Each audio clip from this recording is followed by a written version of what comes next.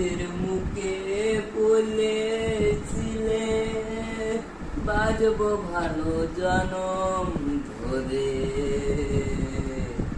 কেন যে আমায় ব্যথা দিবে আমারই অন্তরে, কেন যে আমার ব্যথা দিবে আমারই অন্তরে।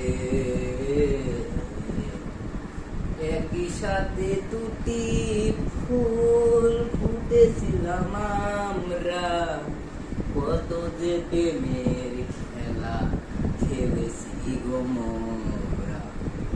একই সাথে দুটি ফুল ফুটেছিলাম আমরা,